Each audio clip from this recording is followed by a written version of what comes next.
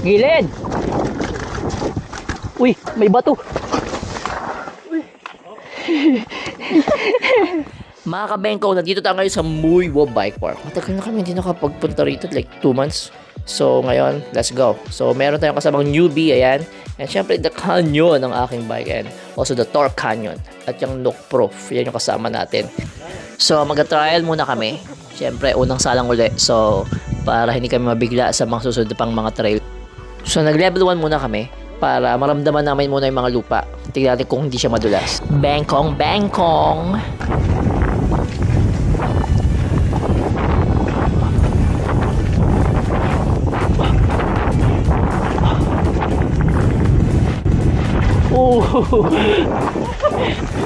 Patawa.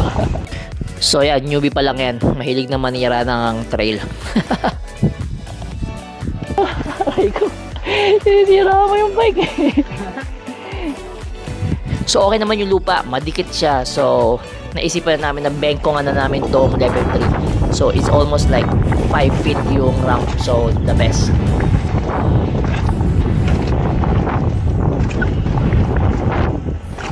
Wala. Oh, patawa si Jir. So subukan namin for the second time. Bengkongan na to. Let's try kung gano'n nakataas yung kaya natin gawin.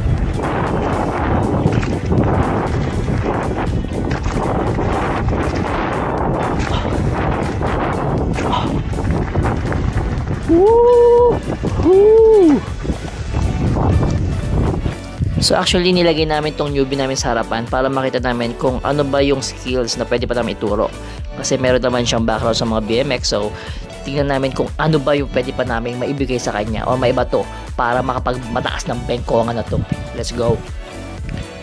Yan na nga, napag-desisyon na ng mga kabengko natin na baba na kami. And actually doon lang sa kalahati kasi itong part na to na trail na to tatawag nilang NS Trail, which is Black Diamond. So yung kalahati ito sa gitna nito merong mga medyo pwede pang mag-drop session, mga hulog session. So tatry natin para dito sa newbie natin. Pero ito, yung Black Diamond is flowy lang. So let's go, apoy-apoy na tayo.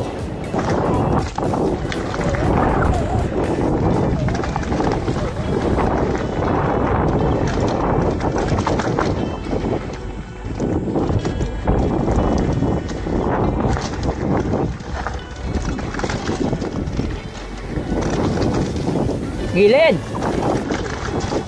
Uy, may bato. Uy. May ano?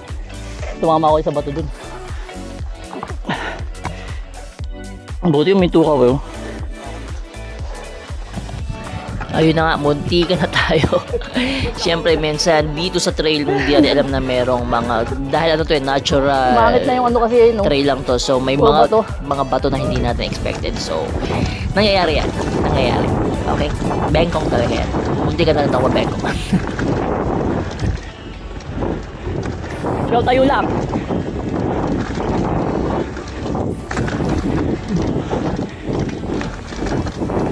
So itong part na to yung mga stiff verb yan. Kasi ito dito sa Muyo, kilala to ko sa mga stiff verb, which is masarap siyang pagpraktisan. Pero syempre, ingat pa rin tayo baka tayo mabengkongan on the house.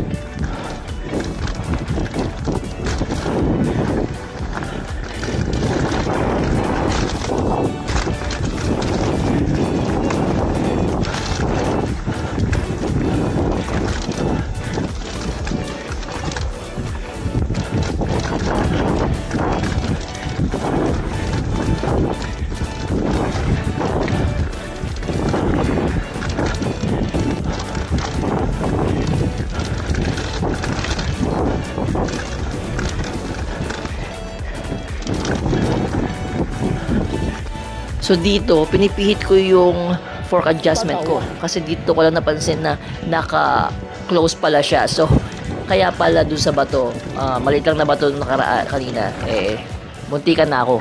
'Di ba? Kasi nga, matigas masyado. So, that's sometimes nangyayari sa katangahan ko. Ulo ah!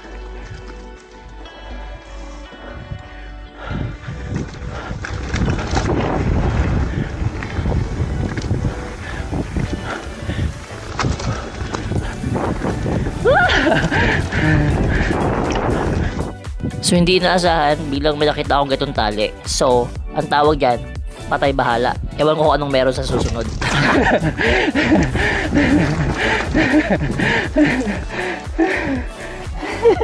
Sumakit ako. Bakit? Wala ko, hindi masisira eh. Sabit? Bumababa. Sabit siya eh. Sumabit. Maayos ba yung drop? May ano ba? Wala. So, nandito tayo ngayon para sa ating hulog session. Yan. So, turuan namin yung ating newbie. Pero malamang kaya niya to kasi talaga super active to sa BMX. Let's go.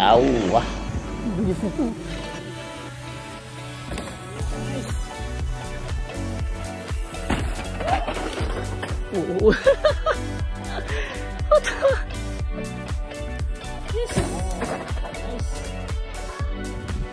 So, walang naging problema sa ating hulog session.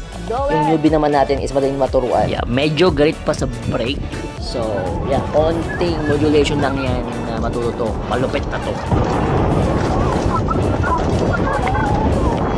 Ayaw talaga umangat ang ano ko. Visit.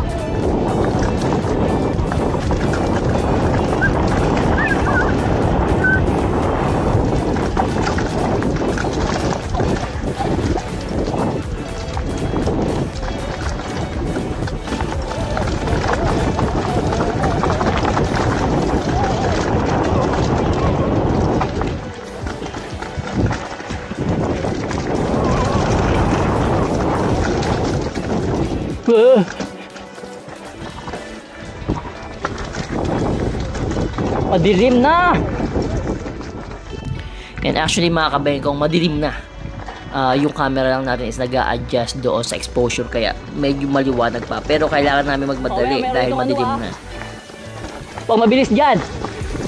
Madalim. So tuloy-tuloy pa rin yung pagka-coach ko kasi yung newbie nasa likod. So pinag-gitnaan namin. Syempre ganun mas maganda. Pag-gitnaan nyo yung newbie para kung mayroon mga disgrasya, eh makikita naman yung nasa likod.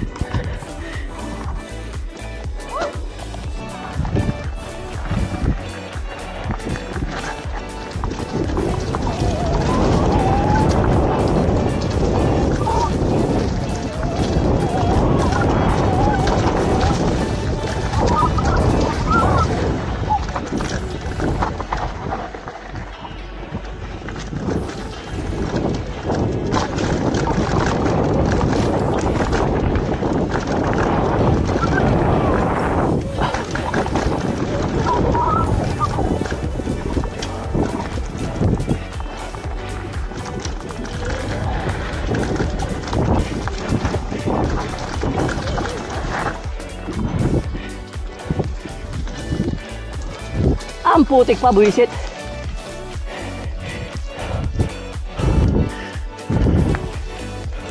So, ayan. Ito yung mga part na umaasa ka na walang na disgrasya doon sa mga kasama mo. Siyempre, may konti kang takot. Lalo na paggabi na, nako, buti na lang lahat is safe. Ayan, hinihintay natin sila. Pero meron na pangyayari talaga na mararamdaman mo. Lalo na pag ikaw yung nasa guide, ikaw yung nasa unahan.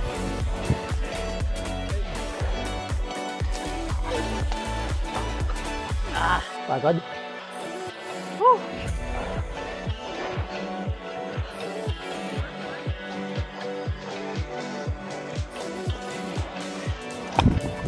Oh, yung umangat nakakainis eh.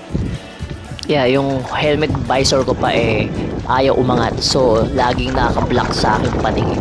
Madilim na nga, ganun pa. Pero no choice. So, this part mas didilim to kasi mas marami puno kasi malapit na kami sa baba. So, talagang almost blind spot na to. So, pero matagal na rin naman kami nag-rise dito. So, okay pa rin to. Kahit pa paano, sa ulo natin yung trail. Gilid.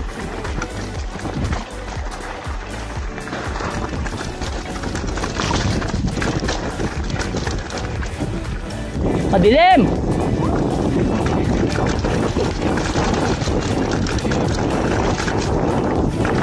So nakikita nyo na rin yung noise ng camera natin kasi nag-a-adjust siya doon sa dilim. Eh talaga madilim na siya actually. Buti na lang yung camera mas maayos para makita nyo yung ating trail. Pero yeah, tuloy pa rin ang Bangkok. Go, go, go. Kaya mo pa?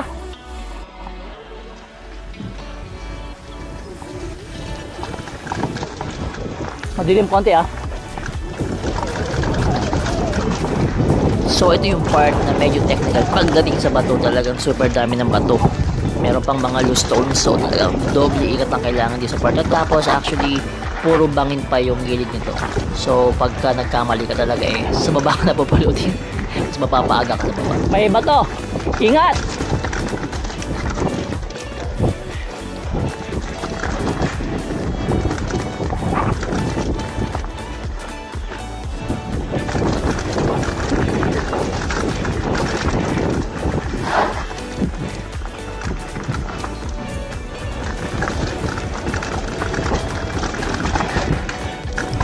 Woo!